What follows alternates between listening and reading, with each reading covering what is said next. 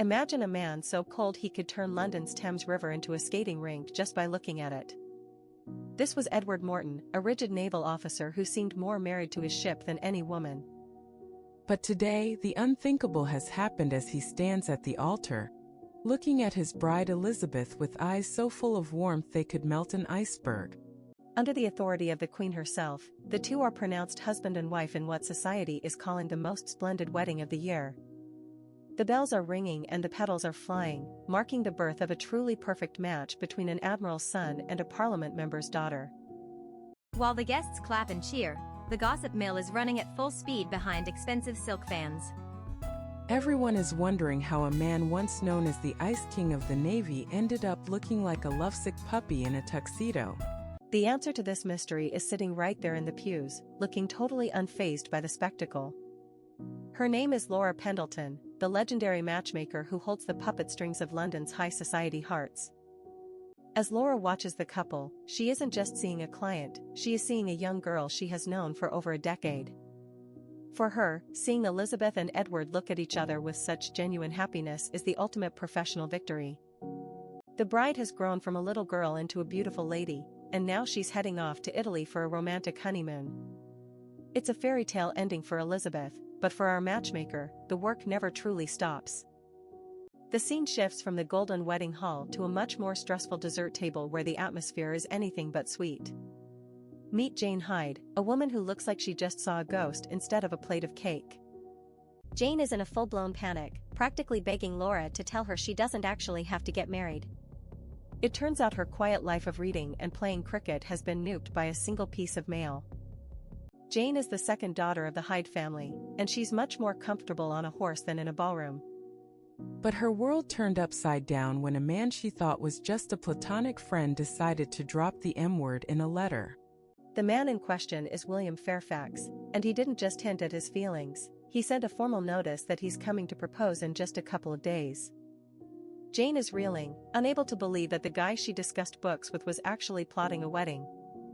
On paper, William is the ultimate jackpot for any single lady in the city. He's a self-made trade mogul with his own mansion, vast lands, a handsome face, and a character so clean you could eat off it. Most girls would be throwing themselves at his carriage, but for Jane, this proposal feels like a heavy weight being dropped on her chest. She's not feeling the butterflies, she's feeling the burden of a life she never asked for. She confesses to Laura that she simply isn't ready for this, but she's terrified of the fallout if she says no. She knows William is a good man and breaking his heart would make her feel like a villain. To make matters worse, Jane's family has zero chill. Her mother and uncle already intercepted the letter and are basically picking out flower arrangements. They're ready to push her into this marriage whether she likes it or not, and Jane feels trapped in a corner. Laura gives it to her straight, living as an unmarried woman in this society is a financial and social nightmare. But she also knows that no amount of money or status can fix a heart that isn't in the game. She tells Jane to block out the noise of her family and the expectations of London and just listen to her own heart. She asks the million-dollar question, can Jane actually see herself living with this man for the rest of her life? Speak of the devil, William Fairfax himself appears out of nowhere, catching them right in the middle of their secret meeting. Jane is so flustered she blames her pale face on indigestion and practically runs away to avoid looking him in the eye. After Jane makes her awkward exit, William doesn't miss a beat and turns his full gentlemanly charm toward Laura. He starts by buttering her up, thanking her for lending a rare first edition Dumas novel to his younger sister, Janet. He even invites her to visit them, making it seem like a friendly social call before he pivots to his real objective. Once he's sure the atmosphere is pleasant, he drops the mask of casual conversation and admits he has one more serious favor to ask of London's best matchmaker. The favor involves his famous cousin, Ian Dalton of Whitefield, a man William has known since their childhood days together at Eton. Ian is set to arrive in London in about a month, and the family is already going into a full-blown matrimonial panic. William explains that Ian's older sister is so anxious to see him settled that she has practically sent a distress signal. She wants William to use his connections to ensure Laura finds a selection of the most eligible young ladies for Ian to meet the moment he steps foot in the city. While everyone else is busy treating his life like a high-stakes chess game, Ian Dalton himself is looking like he wants absolutely no part of it. He sits alone in his study, brooding over the letters with an expression of pure annoyance. He can't understand why his sister and William are so obsessed with throwing him into the social meat grinder of London society. To this grumpy bachelor, there is nothing special about the city's marriage market, and he clearly intends to be the most difficult client Laura has ever encountered. The story picks back up with Laura diving deep into the file of a man who makes the rest of London society look like amateurs. Meet Ian Dalton, the 30-year-old titan of the Whitefield estate who has a Midas touch so strong he quadrupled his family fortune in record time. Even though Dalton is basically the ultimate golden ticket for any bachelorette, our matchmaker isn't rushing to ring the wedding bells. She openly questions if the man actually wants a wife or if he is just being suffocated by his family's relentless badgering. Instead of a high-pressure setup, Laura plays it smart and suggests that Mr. Fairfax should just introduce Ian as a new friend first. She believes a real spark can only happen if they aren't forced into a corner by formal expectations. Mr. Fairfax is absolutely thrilled with this low-stakes plan and rushes off to give his sister-in-law the happy update. Meanwhile, Laura tries to push aside her professional doubts because she has a much more urgent fire to put out regarding Jane Hyde.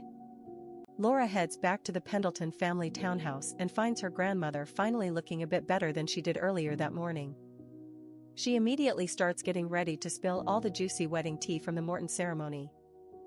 After sneaking into her grandmother's room with a tray of supplies, Laura starts the recount. The old lady is living for the drama, especially when she hears that the legendary stone-faced Edward Morton actually shed real tears at the altar. Grandmother can't wait to tease Edward about his emotional breakdown later, but she gives all the credit to Laura.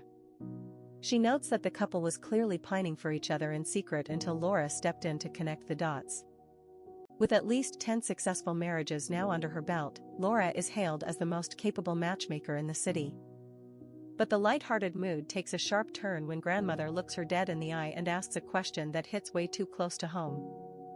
The old lady wants to know why a woman as outstanding and capable as Laura is wasting all her talents on other people's happiness. She asks why Laura isn't out there hunting for her own version of true love.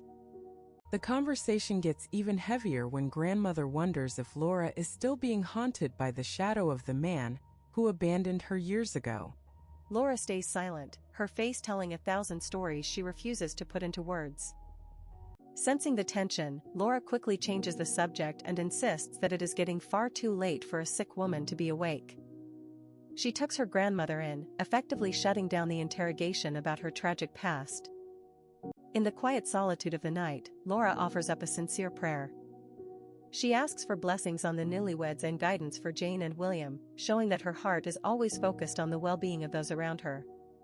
She doesn't stop there. She prays for her grandmother's health and then makes a surprising request for the man who left her 12 years ago. Despite the pain he caused, she asks that he be granted peace as she finally whispers amen.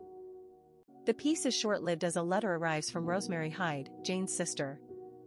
The news is a total disaster. Jane officially rejected Mr.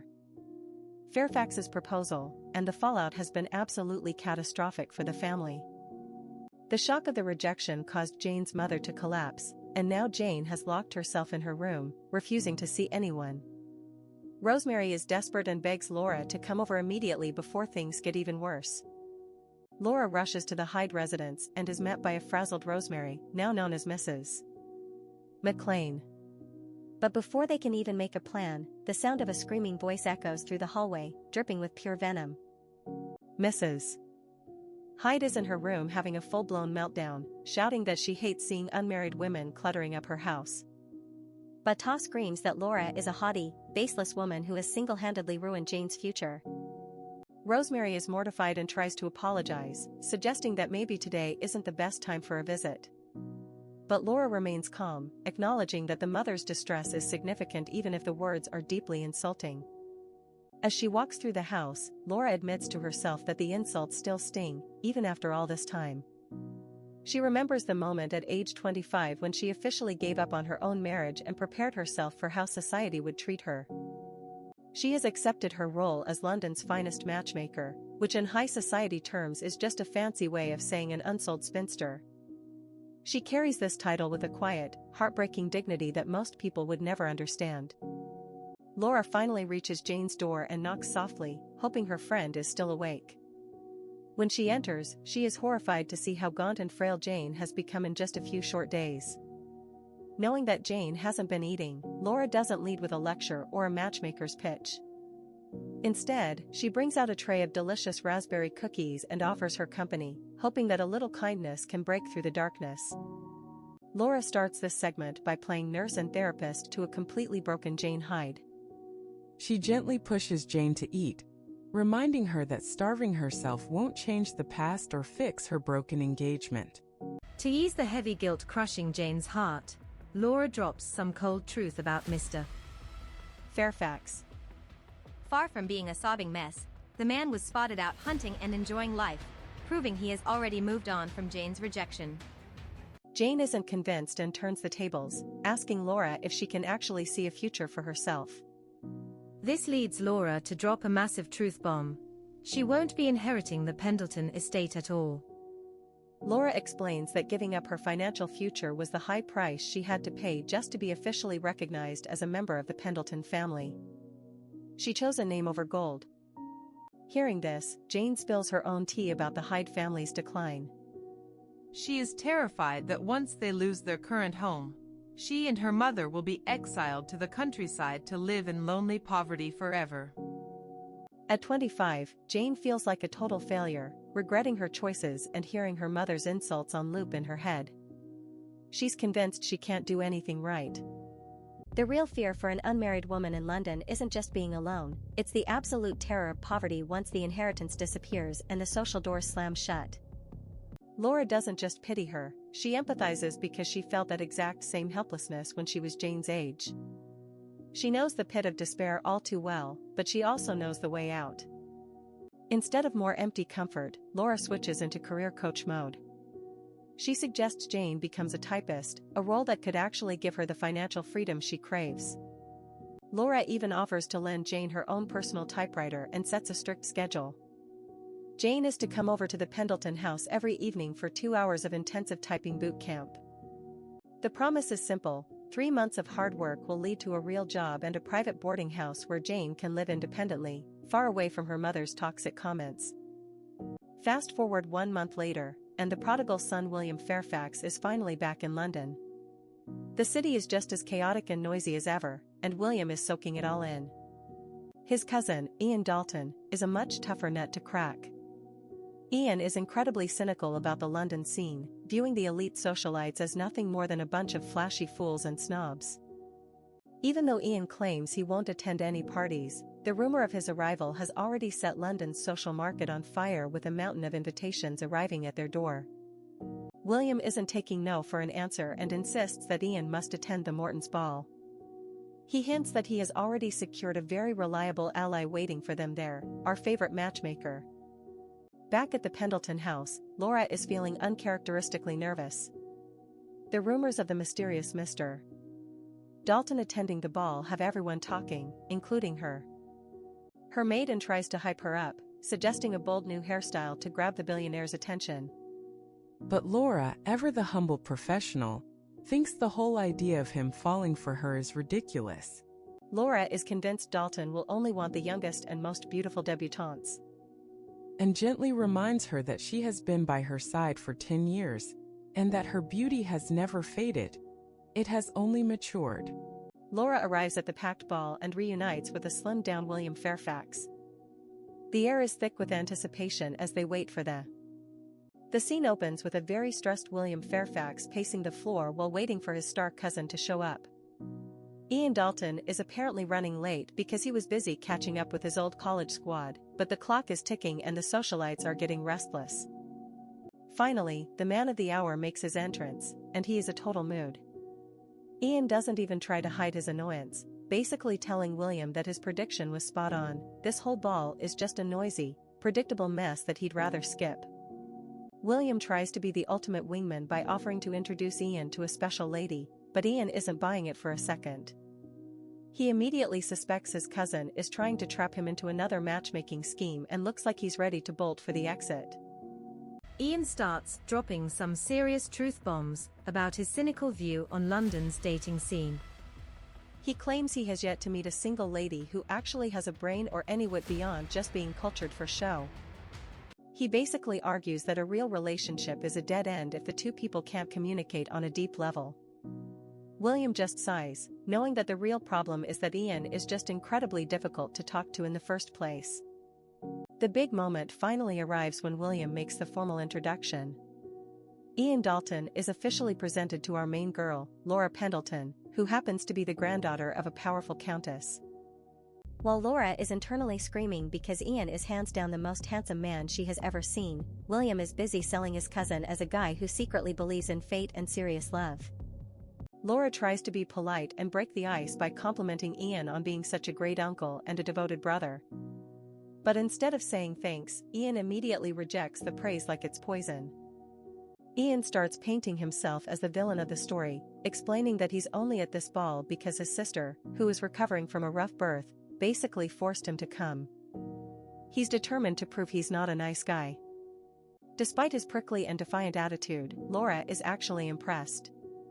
She notices a unique elegance in the way he carries himself and finds it interesting that he ultimately kept his promise to his sister despite his complaining.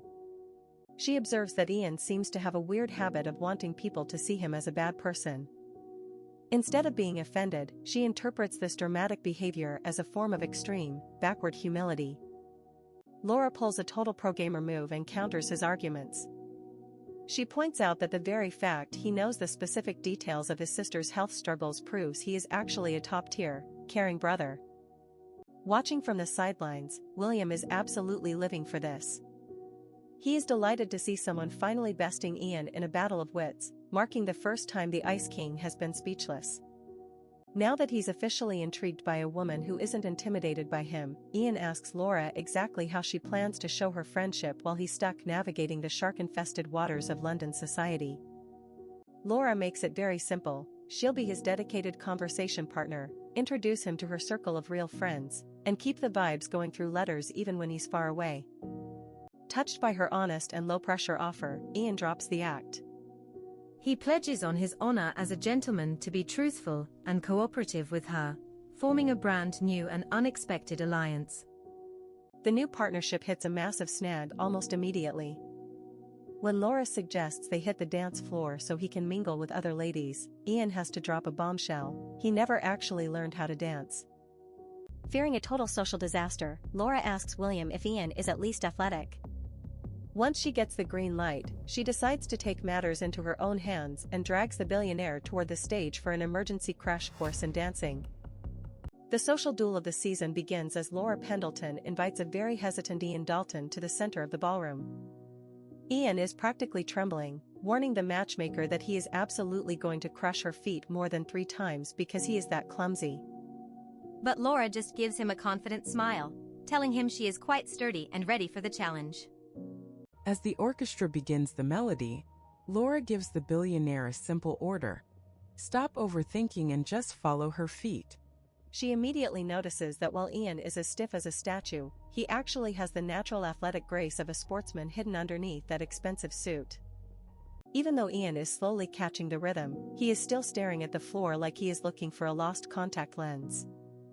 Laura tells him to relax his body because it is impossible to hear the music when he is this tense. She knows that the only way through this social nightmare is for him to finally let go. Ian fires back that if he steps on her, her feet might actually break, but Laura isn't buying the drama. She commands him to lift his head and make direct eye contact with her while they dance.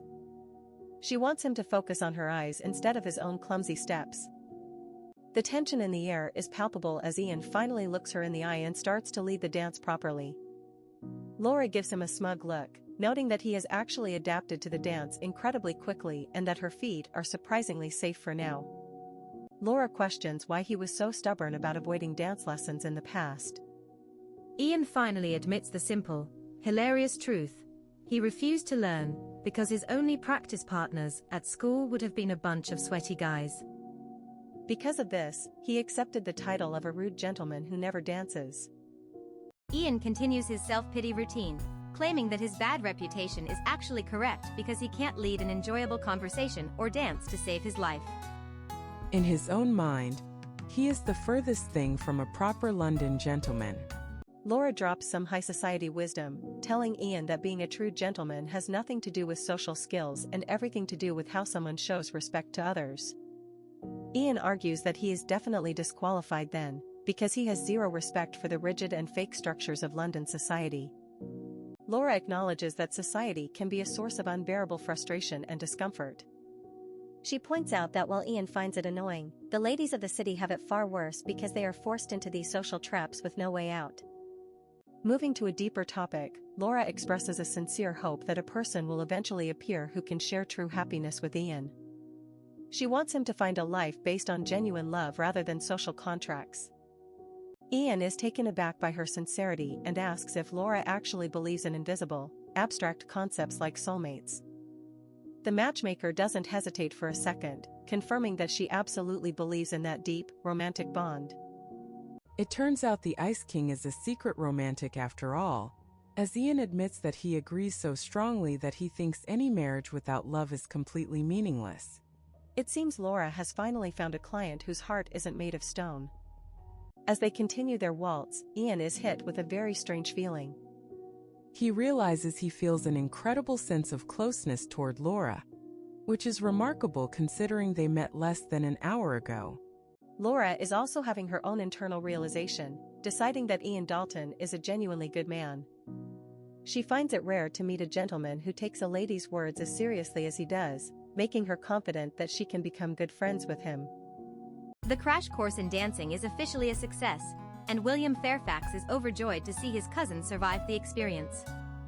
Laura prepares to lead Ian toward the next stage of her plan, introducing him to the high-ranking social circle. Laura introduces Ian to several eligible ladies, including the stunning Dora Lance, the daughter of a baronet. Laura views Dora as the undisputed flower of the social season, and thinks this pairing might be the most perfect match she has ever arranged. Feeling that her professional duties are finally complete, Laura tells Mr. Fairfax that she is heading home. She has already called for her carriage and politely declines Fairfax's offer for help, looking like a professional who just closed a major deal. As Laura settles into her carriage, she reflects on the potential marriage between Ian and Miss Lance. She imagines them becoming the most wonderful couple in London, and feels a sense of quiet satisfaction that her work is finished. But the quiet night is suddenly shattered when the carriage door is gripped by a gloved hand. Laura is caught completely off guard as Ian Dalton comes running out of the ball, shouting her name and looking incredibly flustered. The mission isn't over yet, and Ian clearly has one more thing to say before the night ends. Just as Laura thinks she is making a clean getaway from the ball, the night takes a wild turn. She is startled to find the Ice King himself, Ian Dalton, sprinting after her carriage like his life depends on it. She is left wondering what could possibly be so urgent that a man of his stature would abandon his dignity to chase her down in the street. Ian catches his breath and immediately hits her with a complaint, telling her it is completely unfair for her to just vanish without a word. He points out that since she was his very first dance partner of the evening, the least she could do was offer a proper goodbye before escaping into the night. Laura is genuinely surprised but keeps her professional composure, apologizing for startling him. She explains that she skipped the formal goodbye because she was already planning for them to meet again very soon, making a final farewell feel unnecessary. She drops the news that her family isn't just about business, they often host relaxed tea parties and intimate musical gatherings. These events are designed for the young elite to actually enjoy themselves away from the suffocating pressure of massive ballroom crowds. Ian gets curious about who is actually behind these successful parties, and Laura admits that while her grandmother is officially the hostess, she handles all the management herself. Due to her grandmother's delicate health, Laura is the true architect of their social circle. Suddenly, the man who claimed to despise social events is acting like an eager puppy, suggesting he visit as early as the very next day. Even Laura is shocked by how quickly his icy exterior is melting when it comes to spending more time with her. Laura has to play the voice of reason, mentioning that her doctor is visiting tomorrow so the timing is bad. Ian doesn't hesitate to reschedule, immediately locking in a visit for the day after instead, proving he is dead set on making this happen. As Ian sees her off with a surprising amount of grace, the atmosphere between them changes completely. Laura realizes this man is a walking contradiction, possessing a hidden graciousness that his prickly reputation never mentioned. News of Ian Dalton's grand debut at the ball spreads through London like a wildfire in a dry forest. The gossip mills are churning at full speed, as every social circle in the city tries to figure out how to snag the most elusive bachelor in the country. The Lance family is the first to make a tactical move, with the Viscountess cornering her daughter Dora for a debriefing. She wants to know every single detail about the wealthy heir and if the rumors of his charm were actually true. Dora is clearly smitten, telling her mother that Ian is even more impressive in person than the whispers suggested. She proudly reveals that he has already promised to attend their family dinner, making her feel like the queen of the social season. The Lance family gatherings are known for being the most selective and lavish events in London. They are betting everything on Ian because his family wealth is not just massive, it is considered completely indestructible. People whisper that Ian is a financial genius who multiplied his inheritance through savvy moves in mines and railway bonds. He is the kind of jackpot that ensures a family will never go bankrupt, no matter what happens to the economy. Despite her mother's obsession with the land and gold, Dora tries to maintain her romantic ideals. She insists that she won't walk down the aisle for anyone without a genuine spark of attraction and real affection. Her mother loses her patience, warning Dora that being picky is a dangerous game in a city full of hungry rivals. She tells her daughter that if she waits too long for a fairy tale feeling, another maiden will snatch the title of Mrs. Dalton right out from under her. To push Dora into action, the Viscountess starts distorting reality, claiming that Ian's eyes were sparkling only for her. She insists that from a distance, it was obvious he couldn't take his eyes off her beautiful daughter all night. Dora points out the awkward fact that he never actually asked her for a dance and spent all his time with Laura instead. Her mother just scoffs, dismissing Laura as an aging spinster who was merely a safe person for Ian to relax around while he found his footing. Being young and easily influenced, Dora starts falling for her mother's lies and retreats into her own imagination. She begins to believe that Ian is already secretly in love with her and might even be planning a surprise proposal. However, the reality of the social season tells a very different story as the weeks pass. To the shock of the entire city, Ian Dalton consistently ignores the young flowers of society and refuses to leave Laura Pendleton's side at every single gathering. A massive storm is currently battering London, and while every other noble is hiding under their blankets, the Ice King himself makes a move.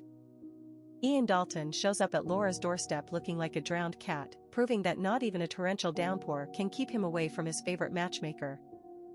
Laura is genuinely worried about the dangerous journey he took just to see her, but Ian is actually thrilled by the situation.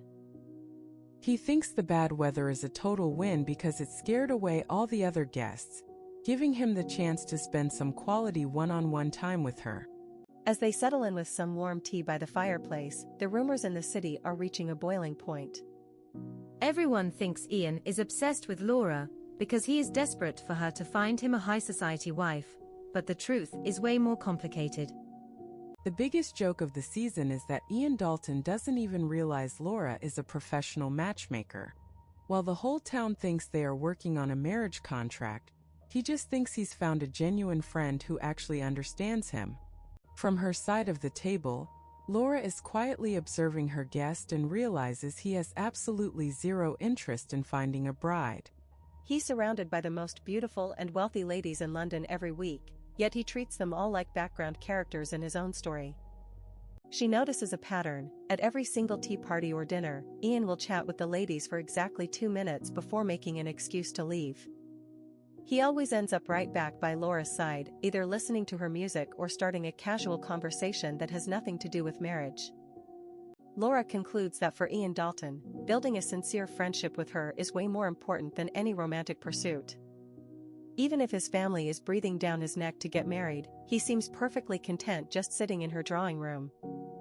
When she asks him about his time in the city, Ian admits that he used to despise London and wanted to run back home immediately.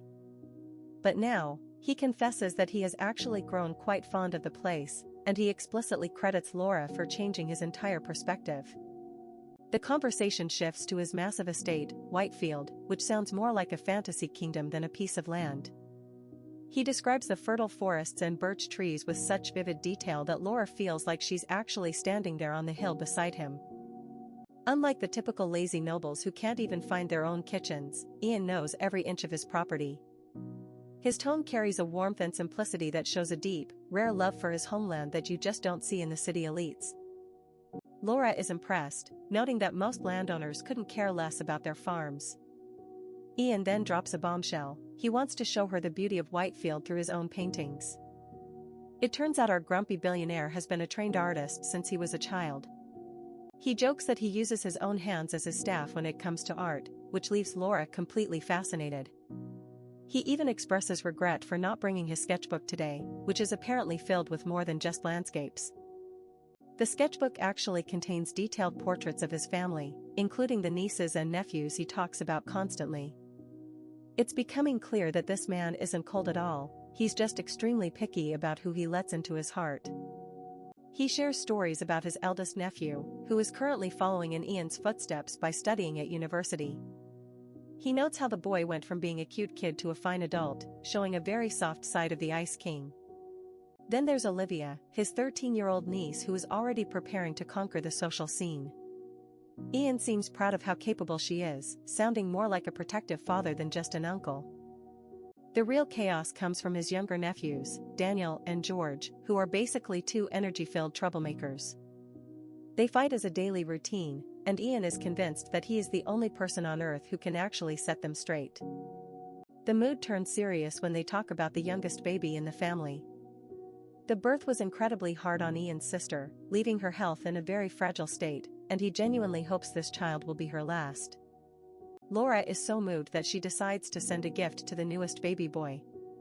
When she asks for his name, Ian gets visibly embarrassed and admits the family named the child Ian Fairfax, after his favorite uncle.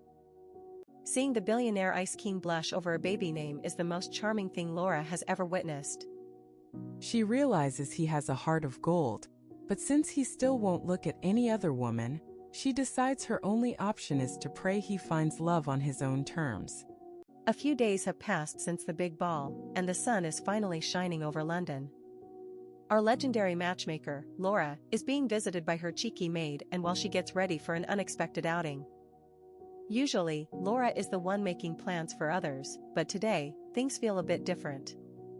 It turns out Laura wasn't even planning to leave the house, but the persistent billionaire Ian Dalton suggested she take a walk to enjoy the perfect weather. It seems like the Ice King is slowly taking over her schedule, and he is doing it with a surprising amount of gentlemanly charm. While pinning up Laura's hair, and can't help but drop some hot gossip. She points out that Mr. Dalton has been haunting the Pendleton household remarkably often lately. For a man who claimed to hate society, he sure seems to love this specific part of it. And tries to go full fashionista by pushing Laura to wear a super fancy hat, arguing that it highlights the elegant shape of her neck perfectly. She wants her mistress to look like a literal snack for their billionaire guest, but Laura is having none of it. Laura remains the voice of practicality, insisting that a high-fashion hat would look totally out of place for a simple walk. She reminds him that they aren't going on some royal picnic, so a simple everyday look is more than enough to handle the likes of Ian Dalton. Sensing a juicy story, and starts teasing Laura, suggesting that Ian must have a top-secret reason for visiting so frequently. She jokes that either he is deeply in love with the Pendleton family chef's cooking, or more likely, he is completely smitten with our girl Laura herself. Laura laughs off the idea as if it's the funniest joke of the century.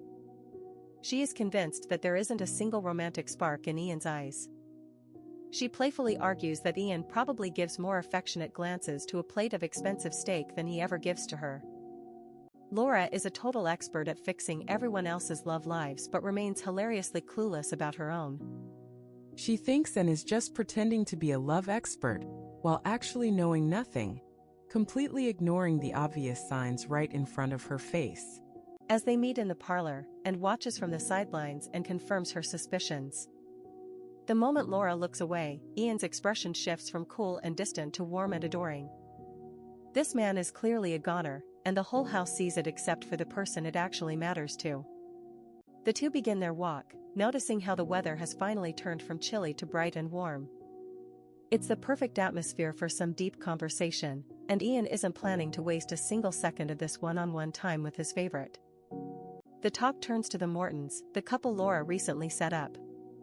Ian calls them an absolutely adorable match, noting how they perfectly fill in each other's personality gaps. He describes the stoic Edward Morton as someone who was softened beautifully by his new bride. Then comes the moment the music stops. Laura is caught completely off guard when Ian casually mentions that he knows she was the secret matchmaker behind the Mortons' success. He overheard Edward Morton bragging about her in the smoking room, saying he never could have won his wife without her help. Instead of being weirded out, Ian expresses a deep, sincere respect for Laura's work. He notes how rare it is for someone to help others build harmonious homes in a society that usually only cares about gold and social standing. He sees her as a guardian of true happiness.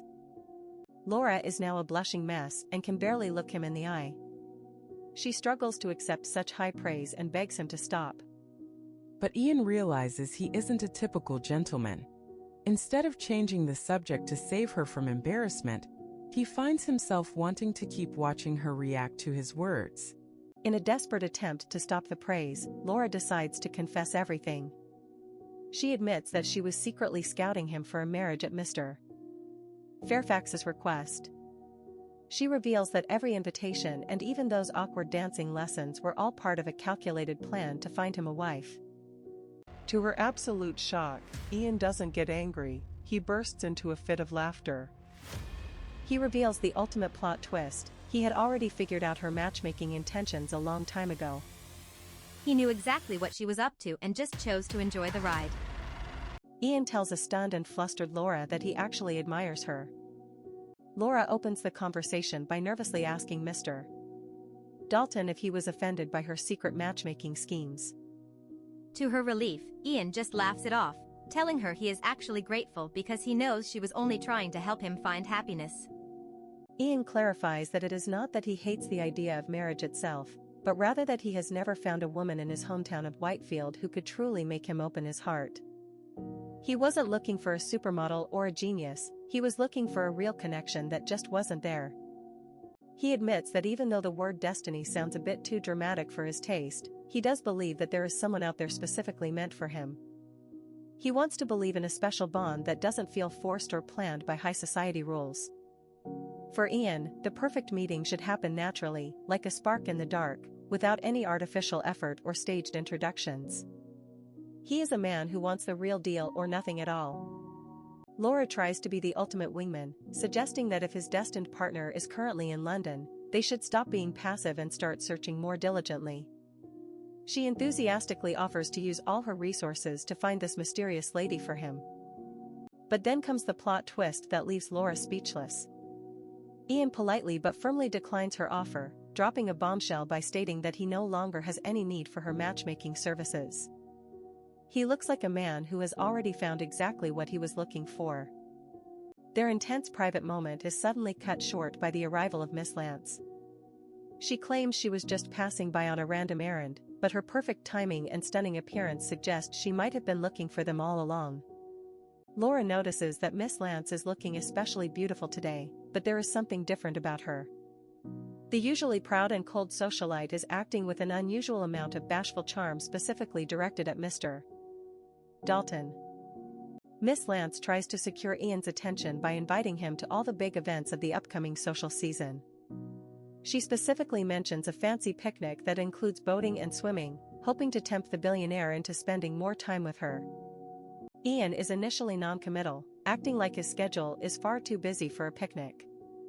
However, the moment he confirms that Laura will also be attending, he immediately flips his answer and agrees to go, making his priorities crystal clear to everyone except Laura. Laura watches this whole interaction with a raised eyebrow. She is shocked to see the proud and dignified Miss Lance being so forward with a gentleman, and she starts to wonder if this entire romantic interest is completely one-sided. Once Miss Lance leaves, Laura starts hyping her up to Ian, calling her a lovely, talented, and intelligent lady. She is convinced that any man in London would be the luckiest person on earth to have a woman like Dora by his side. Ian isn't impressed and jokingly remarks that the only real flaw in Laura's social circle is William Fairfax. Laura immediately jumps to her friend's defense, telling Ian that he is being far too harsh on a man of true quality. Laura explains why she considers William the most valuable person she knows. She reveals that despite being rejected by Jane Hyde, William showed incredible kindness by offering to write her a letter of recommendation for a job the moment he heard she needed one. She argues that William values his friendships far more than his own pride, which is a rare trait in their world. Ian finds this behavior unusual but admits it is admirable. And Laura reminds him that they are only friends because William cared enough to introduce them. As they arrive back at the Pendleton residence, the planning for the picnic continues. Laura suggests that William should definitely join them, and Ian playfully suggests that they should make William the coachman and the boatman just for the fun of it. Ian declines a tea invitation to go handle his letters, but before he disappears, he drops a question that completely changes the vibe. With a serious and pointed look, he asks Laura if William Fairfax has ever tried to court her in the past. It seems the Ice King has finally found his first rival. The air between Laura and Ian is thick with a tension you could slice with a butter knife. Ian Dalton drops a question that is basically a social nuclear bomb. He wants to know if William Fairfax has ever tried to win Laura's heart. Laura is momentarily frozen, her brain struggling to process why the billionaire Ice King would even go there. Laura snaps out of it and sets the record straight with zero hesitation. She reminds Ian that Jane Hyde is her absolute best friend, making any romance between her and William not just improper, but a complete betrayal of trust.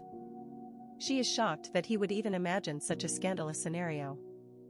She firmly rejects the idea, explaining that given the history between Jane and William, a courtship with her would be entirely unthinkable. She makes it clear that her loyalty to her friends is worth more than any social climbing or romantic drama. Ian's reaction is surprising. He looks incredibly relieved by her firm rejection and makes a quick exit before the conversation gets any weirder. Laura is left standing by the gate, staring after him and wondering what was really behind that sudden burst of curiosity. Later that night, Laura finds herself analyzing the dynamic between Ian and Miss Lance. She's seen Dora be incredibly assertive and forward, yet Ian's responses are consistently as dry as a desert. She can't help but feel that there is a massive wall between them that no amount of flirting can climb. The matchmaker in her wonders if Ian is just wearing a mask of indifference to hide his true feelings, or if Miss Lance is completely misreading his politeness. She starts to worry that Dora is misunderstanding his detached responses as a sign of secret affection. Laura realizes that while Miss Lance is a wonderful lady, she might lack the real-life experience to see through flattery and social masks. She begins to think it might be better if those two stayed apart, doubting Dora's ability to handle a man as complex as Ian. Despite her internal doubts, Laura has to admit that on paper, they are a power couple. Dora has the noble title, and Ian has the mountains of gold. It's a match made in social heaven, and as the person who introduced them, Laura feels a crushing responsibility to watch this story unfold. She accepts that her current job is to keep a watchful eye on their interaction. Even if the emotional spark is missing, the social conditions are too perfect to ignore, and she must remain the professional observer of London's high-stakes marriage market. A few days later, the scene shifts to the quiet Pendleton estate. While everyone else in London is busy getting wasted at Baron Bailey's party, Jane Hyde arrives for her secret mission. She's officially chosen a typewriter over a ballroom, and she's not looking back. Laura admits she much prefers the quiet sanctuary of her library and taking care of her grandmother over the fake smiles of high society. She's built her own world within these walls, and today, she's setting an even higher typing target for Jane to reach. Looking back, Laura remembers Jane's initial awe at the vast collection of books in the library. She recalls the moment she first handed Jane that second-hand typewriter, a tool she once bought for herself during a time of deep personal uncertainty when she needed a way to survive. Laura shares a bit of her own history, admitting she put herself through rigorous training. Even though traditional office work eventually proved to be a bad fit for her, she realized that having a high-level skill is the ultimate insurance policy for a woman's independence. Jane is full of gratitude, telling Laura that while her strict lessons were absolute torture at first, they have completely rebuilt her confidence. She's no longer the girl hiding from society, she's becoming a woman who can actually envision a future where she earns her own way. The vibe changes when Jane notices what Laura is actually writing. It's not some fluffy poem or a letter, it's a stack of complex Latin texts that would make a university professor sweat. Jane realizes her mentor is on a completely different level of intellectual power than anyone suspected. Jane is stunned to discover that Laura can read the original Greek versions of classics like the Iliad and the Odyssey. While most girls' schools only teach enough German or French to be polite, Laura has mastered the ancient languages that are usually reserved only for men at Oxford. Jane finally sees the big picture. Laura Pendleton isn't just a matchmaker, she's preparing to become a high-level tutor for university aspirants. Behind that elegant exterior, she is fighting a fierce battle for her own independence, proving she is the ultimate queen of her own fate. The scene opens with a heart-to-heart between Jane and our resident genius, Laura Pendleton. Jane is genuinely confused why someone as brilliant and fluent in French as Laura is still hitting the books so hard. She thinks Laura's current skills are more than enough to land a top-tier job as a governess in any wealthy household. Laura drops a dose of cold reality on the table, explaining that teaching girls is one of the most unstable jobs in London. She knows that the moment a family hits a financial bump, the daughter's education is the first luxury to get chopped. It's a cutthroat market where security is just a fairy tale. This is why Laura is playing the long game by mastering ancient languages. By specializing in Latin and Greek, she can tutor boys, which pays significantly more and offers the kind of job security a governess can only dream of. She's not just working, she's building a fortress for her future. Jane is floored when she hears Laura's ultimate retirement plan. Instead of looking for a husband to save her, Laura intends to work as a private tutor until she has enough saved up to disappear into a quiet life in the countryside. She's officially chosen peace and books over the social meat grinder. The talk shifts to the season's hottest invite, Miss Lance's upcoming picnic. Jane is a bit awkward about it since she barely knows the hostess, but it turns out there's a secret puppet master behind her invitation. Our girl Laura pulled some major strings to get Jane and William Fairfax on the guest list. Laura isn't just being nice, she's a strategic genius. She believes that repairing the broken bond between Jane and William will make Jane's future job search way easier. Plus, she wants her friend to have one last moment of actual fun before the real grind of working life begins. The day of the picnic finally arrives, and the London elite are gathered in all their silk and lace glory. Everyone is buzzing with excitement, but the real drama is in the seating chart. Miss Lance is running the show with an iron fist, organizing the travel arrangements to her exact liking. Miss Lance pulls a tactical move, banishing all the gentlemen to the coachman's seats on the outside of the carriage while the ladies are tucked safely inside the main cabin. It's a move designed to keep the girls talking and the men working, but one person is definitely not feeling the vibe. Meet the king of disappointment, Ian Dalton. The billionaire heir looks like he just lost a gold mine when he realizes he won't be riding in the same carriage as Laura.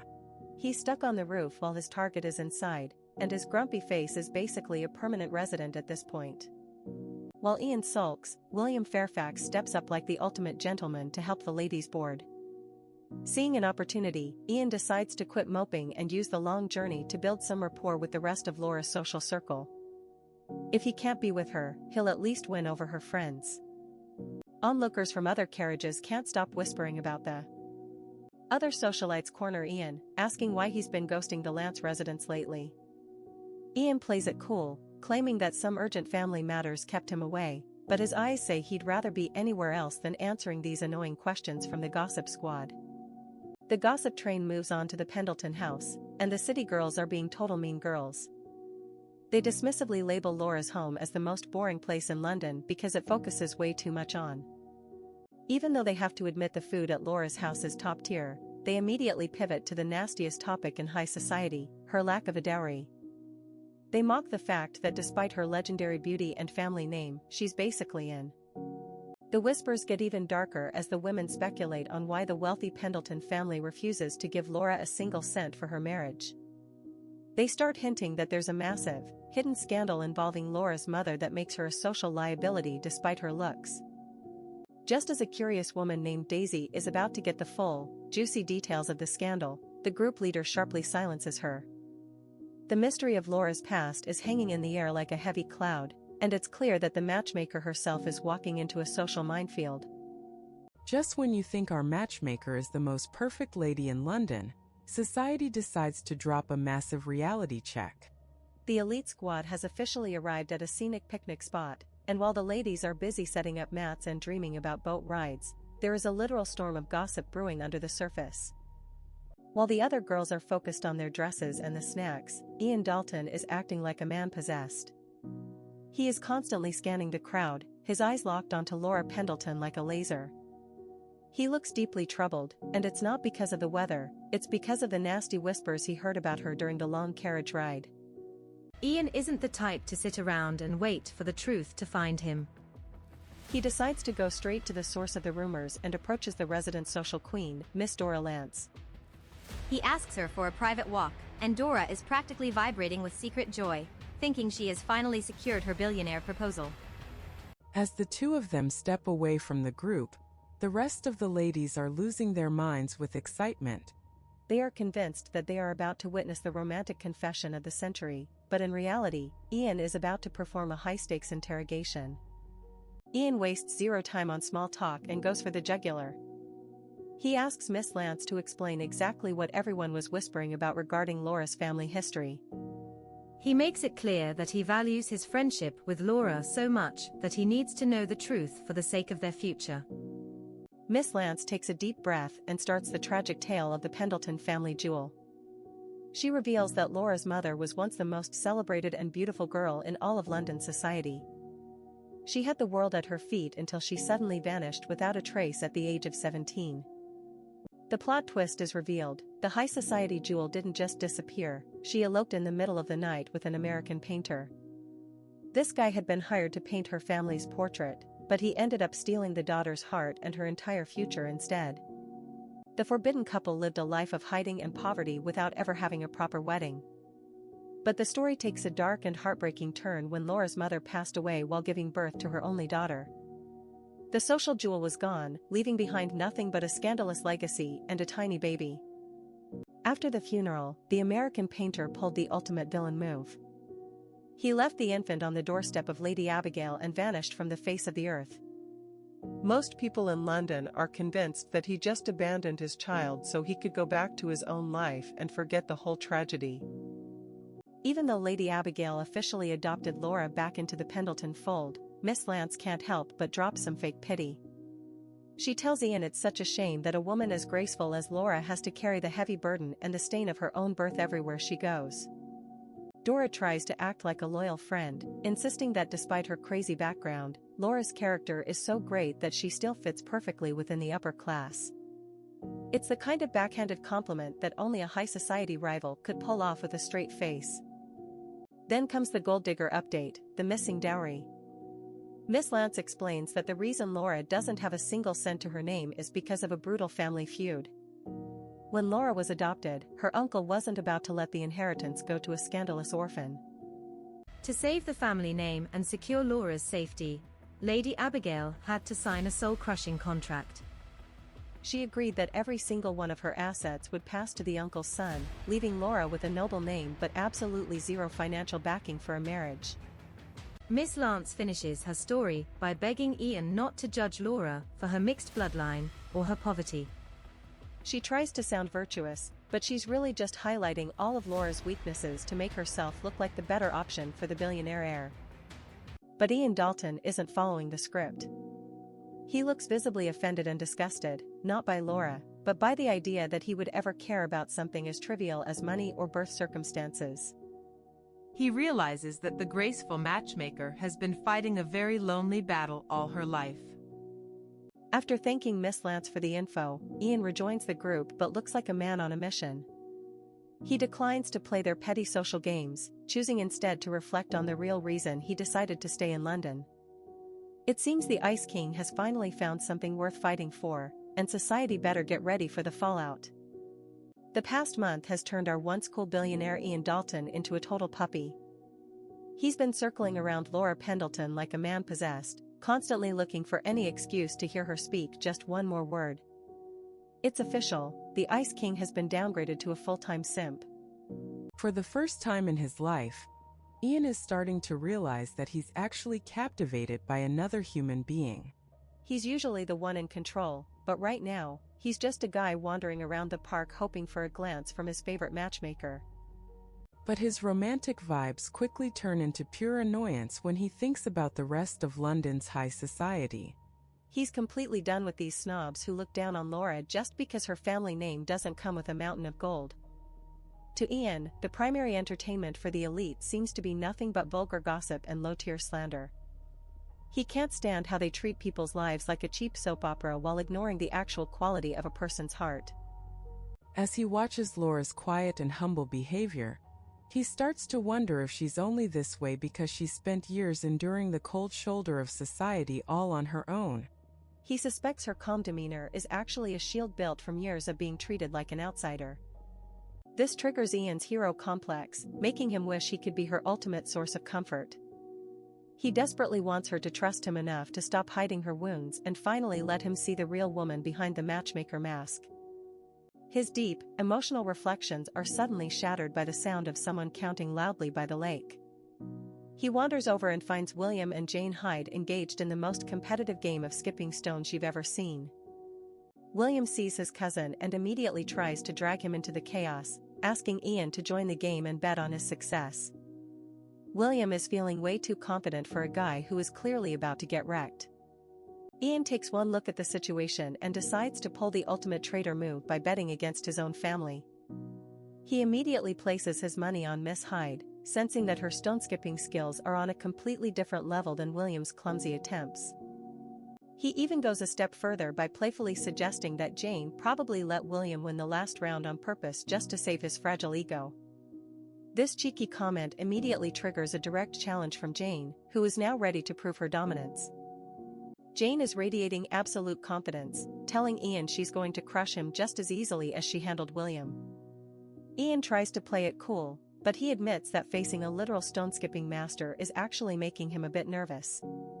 Just when things couldn't get more dramatic, Laura shifts the stakes by betting her money on Ian.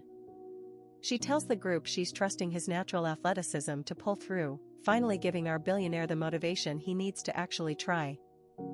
Feeling the pressure to defend his honor in front of Laura, Ian spends a significant amount of time picking out the absolute perfect stone. He prepares to unleash skills he hasn't used since his school days, looking like he's about to enter an Olympic competition. Ian's throw is a total masterpiece, with the stone dancing across the water for a staggering 38 skips. It's an incredible bar for the competition, and for a second, it looks like the Ice King might actually win this thing. But Jane Hyde says hold my tea and proceeds to absolutely dominate. She focuses all her strength and sets a spectacular new record of 40 skips, proving once and for all that she is the undisputed queen of the lake. Ian isn't a sore loser, he gracefully admits defeat and bows to the champion. He acknowledges that he's finally met a worthy and extraordinary opponent in the seemingly quiet and humble Miss Hyde. With the game over, Laura decides it's time for a vibe shift and suggests they enjoy the perfect weather with a relaxing boat ride.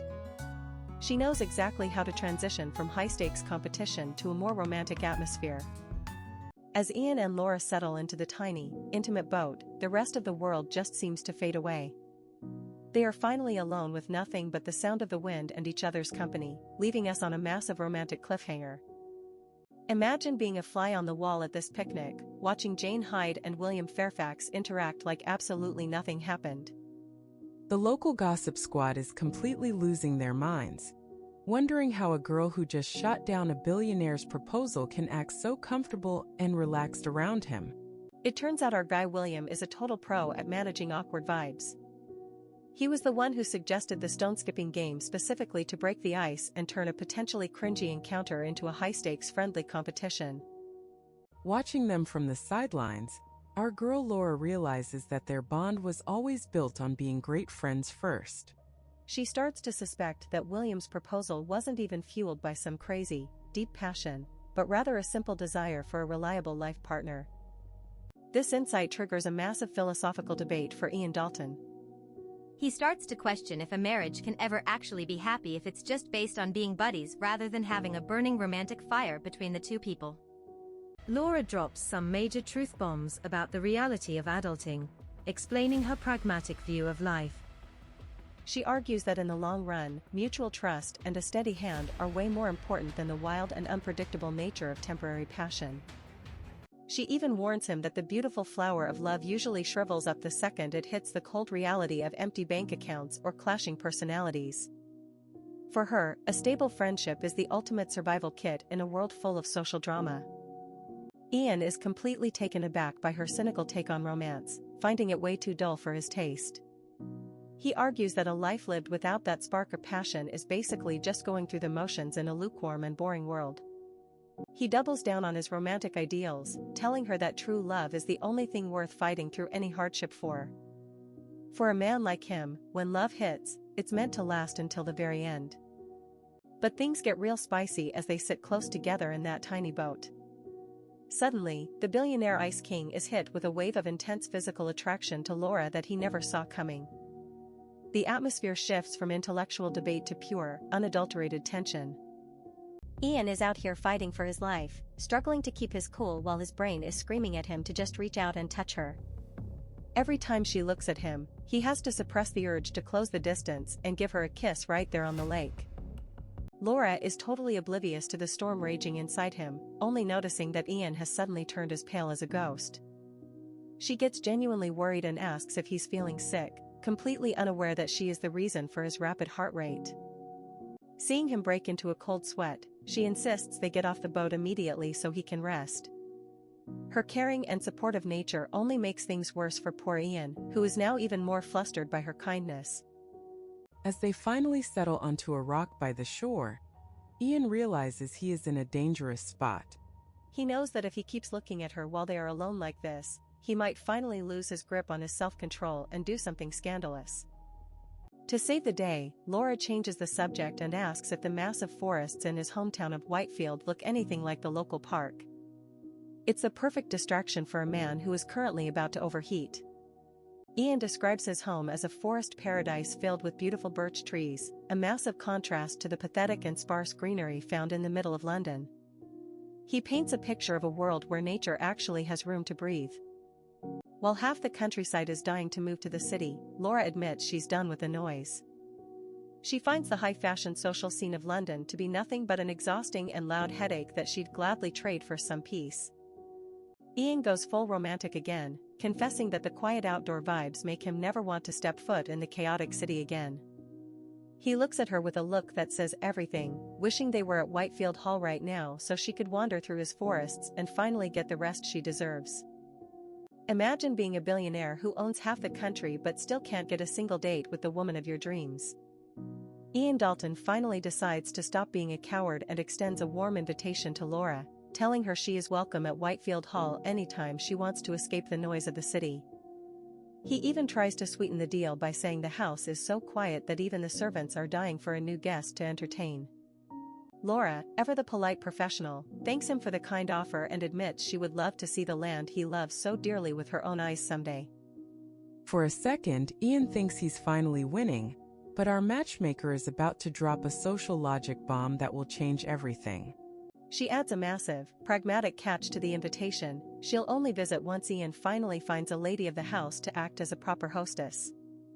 Ian tries to act all modern and playful, asking if a wife is really that necessary for a simple house visit, but Laura isn't playing around. She points out the cold, hard social reality of their era. It would be a total scandal for an unmarried woman to visit the private home of a single gentleman living all by himself. Ian sighs, realizing that his bachelor pad is officially off limits as long as he stays single. Laura goes for the kill by telling him she's actually looking forward to the day she gets his wedding invitation. She starts painting a beautiful picture of him and his future wife at Whitefield Hall, completely unaware that she's currently stabbing him in the heart with every word. Ian doesn't give up and promises that once he finds his bride, he'll force her to give her word that Laura can stay at the hall for as long as she pleases.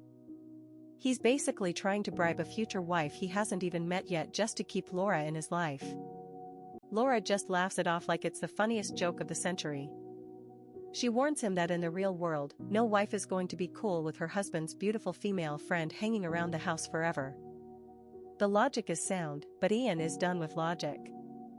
The vibe gets incredibly heavy when Ian asks what would happen if the future misses.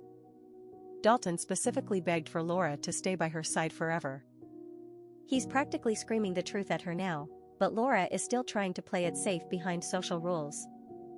Ian finally snaps and drops all pretense. He looks her dead in the eye and confesses that if he were to ever marry anyone, she is the only person he can possibly imagine as the mistress of Whitefield Hall.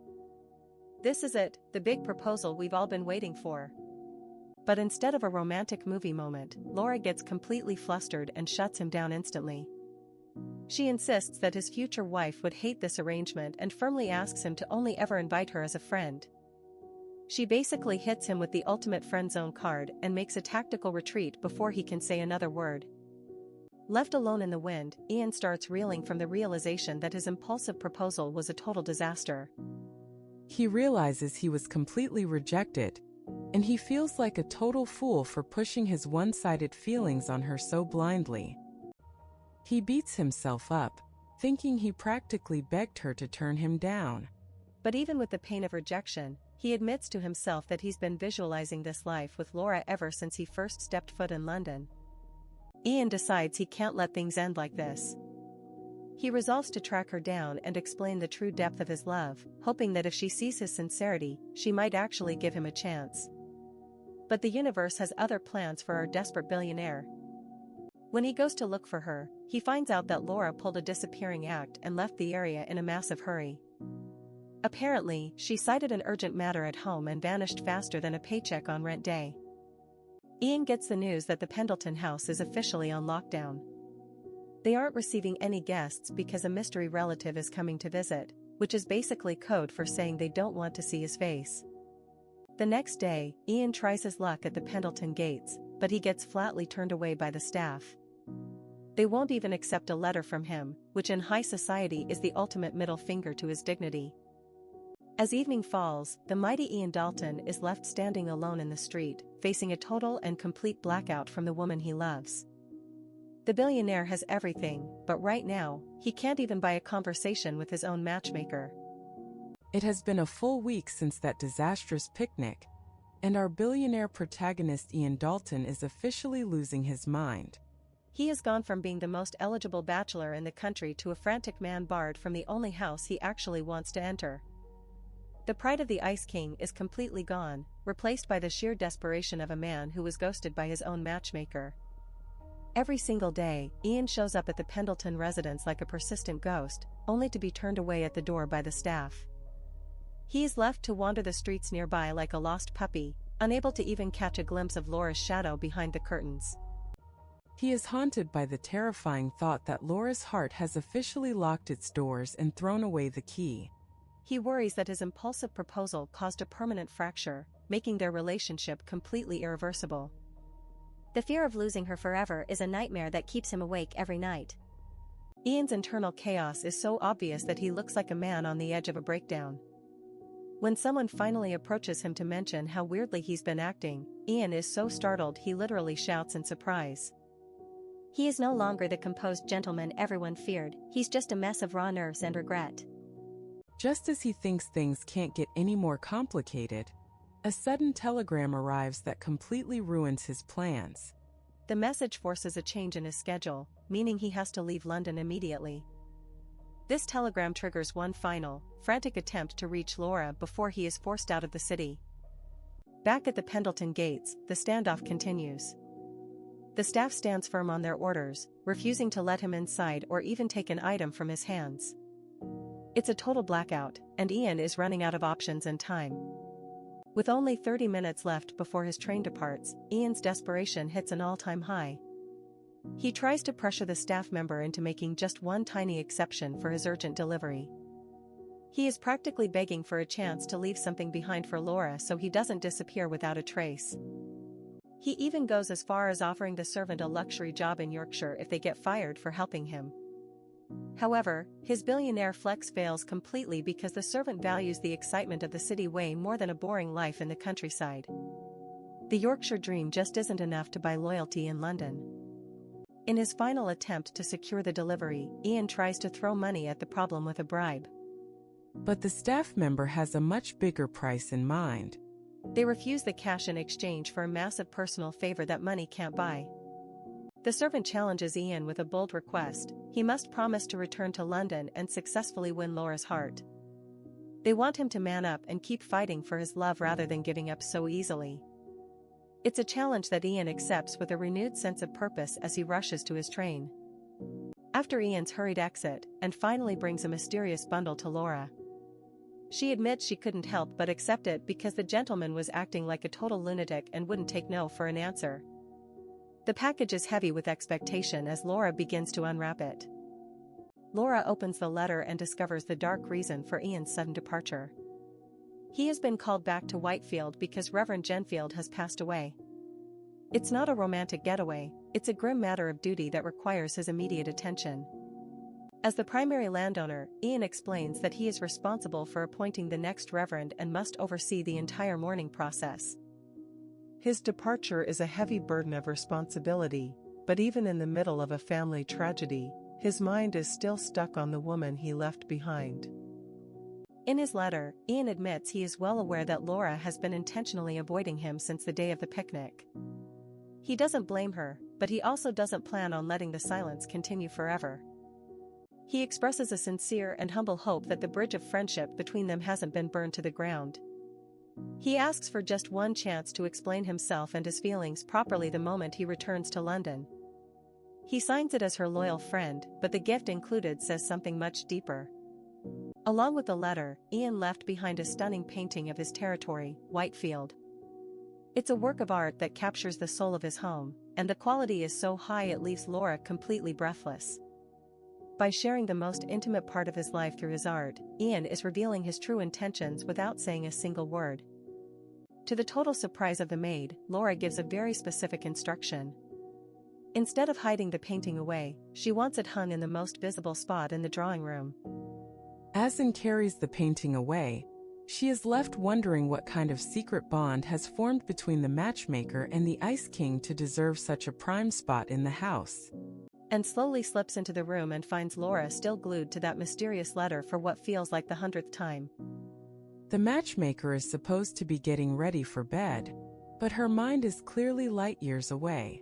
The maid is practically burning alive with curiosity, wondering what could possibly be written in those pages to make her mistress so intense. She starts imagining a spicy love confession or maybe even a full-blown marriage proposal. And notes that Laura's expression is way too gloomy for someone who just received a love letter. She wishes Laura would be a bit more loose-lipped like the gossipy girls from other households instead of keeping everything locked inside. Laura finally breaks the silence and drops a nuclear bomb by admitting that Ian Dalton basically proposed to her. And nearly jumps out of her skin in excitement, unable to believe the Ice King finally made his big move. It turns out our legendary matchmaker has been ghosting every guest in London because she simply does not know how to handle a billionaire's heart. Her strange behavior lately was just a shield to hide her total internal chaos. When Anne asks if she plans to say yes, Laura delivers a cold dose of reality by confirming her intention to reject him.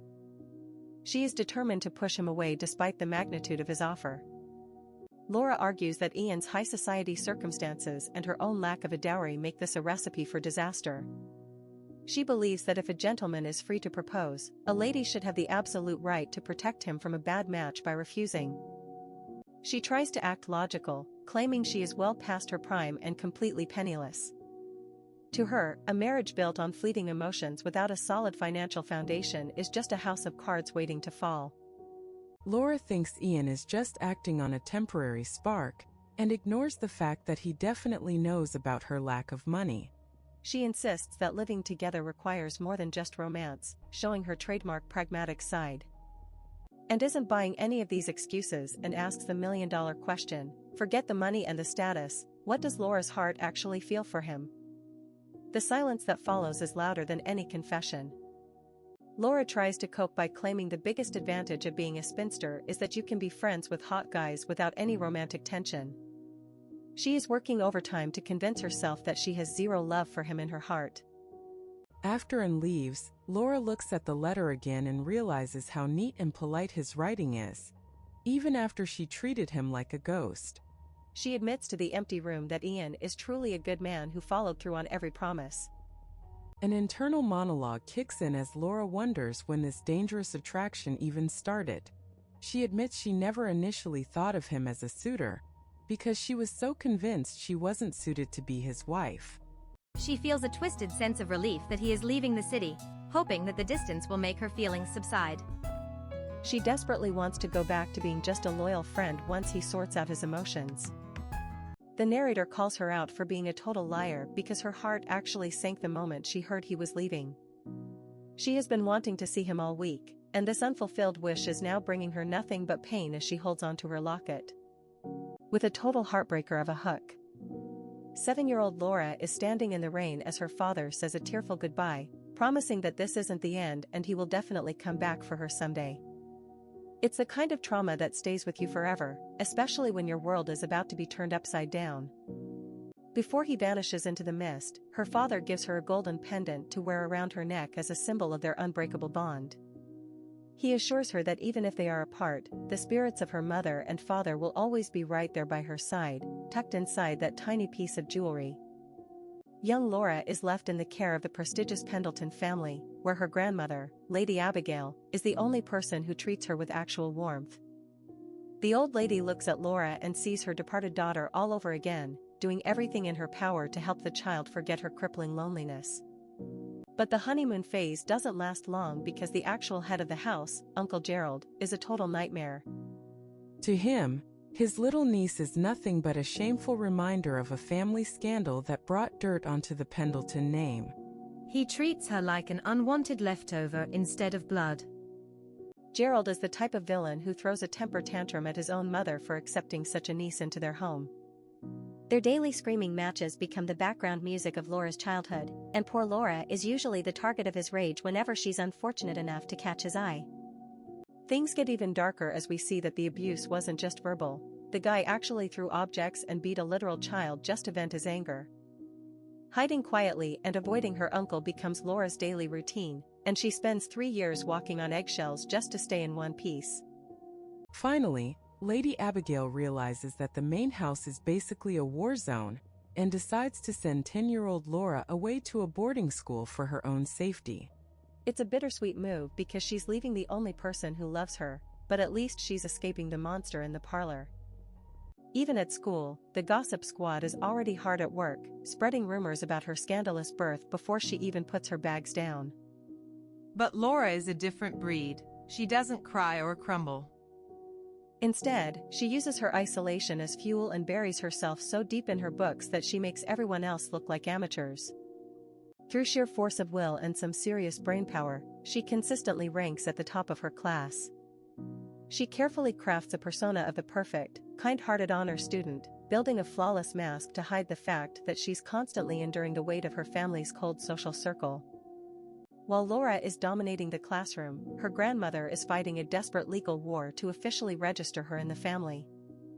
To win the battle against the greedy uncle, Abigail has to make the ultimate sacrifice. She signs a contract giving her entire inheritance to Gerald's son just so Laura can officially use the Pendleton name. At 17, Laura graduates and is finally introduced to London's high society, but the aristocratic elite have long memories for scandal.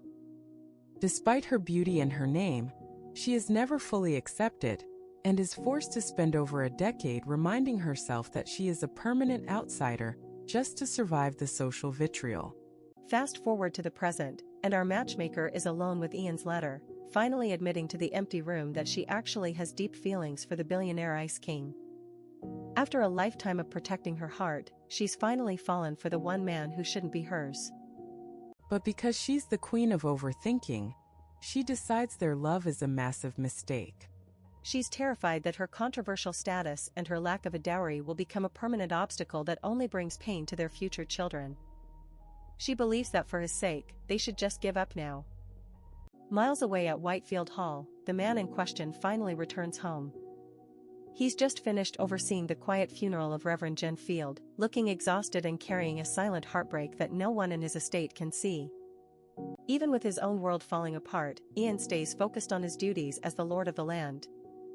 He orders his staff to clean up Hartnham Cottage and prepare it for the Reverend's grieving family, making sure they are treated with the utmost consideration during their loss. Ian even takes the time to check on his head servant Ramswick, asking about his knee and apologizing for being away for so long. He's the perfect master, but as he disappears into his study, the air around him feels heavier than ever before. We end on a classic cliffhanger with the servants whispering in the hallways. They are absolutely stunned that their master stayed in the city for so long and still came back without a bride. They have no idea that the Ice King actually tried his best, but the woman he loves is currently busy building a wall around her heart. Back at Whitefield Hall, the mighty Ian Dalton is facing his greatest enemy yet, a desk that looks like a paper factory exploded. He has been away for less than 2 months, but the administrative work has already piled up into a literal mountain. Turns out, the estate doesn't run itself while the boss is busy chasing a matchmaker in London. The real explosion happens when Ian actually dives into the land management documents. Things are in a much worse state than he initially feared because his managers were basically sleeping on the job while he was pining away. It's a total disaster area, and the billionaire is definitely not impressed with the mess he found. He discovers a massive betrayal. The land managers were not only lazy and negligent, but were also busy padding their pockets with bribes behind Ian's back. They thought they could rob the boss while he was distracted by love, but the Ice King is officially awake and he's ready to bring the hammer down. Ian doesn't hesitate and fires the corrupt manager on the spot, even mocking his own brother-in-law's terrible judge of character for recommending such a fool. After the firing spree, he finally finds a moment of peace in his office, but while the noisy memories of London are fading, the image of one specific lady refuses to leave his head. Ian stands there wondering what Laura is doing at this exact second. In his imagination, he sees her sitting at a grand formal dinner or maybe being swept off her feet on a ballroom floor. He's going full obsessive mode, convinced that whatever guy is currently dancing with her is the luckiest man on the planet. He imagines her standing by a window just like he is, looking at the same sky and feeling a similar yearning for a certain billionaire. He's acting like a romantic poet, desperately hoping she feels even a fraction of the pull that's currently making his own chest feel tight. But then reality hits him like a bucket of ice water as he remembers her firm and cold rejection. He tries to tell himself there's no way a lady who shot him down that hard would ever want to see him again. It's a classic case of the billionaire overthinker spiraling into a pit of self-doubt. He's still puzzled by her behavior, convinced that a woman as kind as Laura wouldn't reject him without a major secret reason. He knows for a fact that she doesn't hate him as a person, which makes the harshness of her no even harder to swallow. The mystery of her heart is the only puzzle he can't solve. He speculates that she might be scared off by her lack of a dowry or her social reputation. But for a man with Ian's bank account, those things are totally trivial. He has enough wealth for both of them and doesn't give a single damn about society's nasty gossip. If she's poor, he'll just make her rich. Ian resolves to go back to London and explain his feelings properly, hoping her high intelligence will allow her to finally see the truth. But the fear of a second rejection is still lurking in his mind, making him feel like he's walking onto a battlefield where his heart is the only thing at stake. He fears that regardless of her warm heart, she is still someone who is incredibly faithful to her own strict principles. He imagines himself pleading on his knees only for her to shake her head and say no again. It's the ultimate nightmare for a man who is used to getting everything he wants. Driven by the fear that he'll never feel this way again, Ian vows not to give up until he brings her back to Whitefield Hall with him. He plans to finish his work at lightning speed so he can return to London and win her heart for good. He is officially on a mission, and nothing, not even a total lockdown, will stop him. A few days pass, and the servants are officially weirded out by their master's condition. Ian is often lost in thought, staring into space like a zombie, and he clearly hasn't slept in days. The Ice King is melting into a puddle of lovesick misery, and the whole mansion is whispering about it. Even while acting like a ghost, Ian remains meticulous with his duties, finishing the pension documents for his retiring staff. He's checking every detail even when his mind is flying back to London. He might be a romantic mess, but he's still the most responsible boss in Yorkshire. The household is buzzing with rumor because the butler is actually walking around with a smile. Meanwhile, we get a peek at Ian's secret weapon. His sketchbook is filled with beautiful, detailed drawings of Laura. With the urgent work finished, Ian is finally ready to leave his territory and find his sister Margaret. Round 2 is about to begin. The Ice King is officially restless. After only a few days back at Whitefield Hall, Ian informs his head servant Ramswick that he is packing his bags for London again. This time, he is planning for a much longer stay, basically admitting that he is not coming back without a certain matchmaker by his side. Because he knows the estate can't run on love alone, Ian orders Ramswick to hire a land agent to handle the dirty work while he's away hunting for his future. He thanks his loyal staff and heads out, looking like a man on a desperate mission to fix his broken proposal. Ramswick and the rest of the staff aren't blind, they can see their master is in a massive hurry. They correctly guess that the woman in the portrait he's been staring at is the reason for his sudden obsession with the city. The servant gossip mill goes into overdrive as they celebrate the idea of their young master finally bringing home a mistress. They are already mentally preparing for a wedding, oblivious to the fact that the mistress in question already said no once.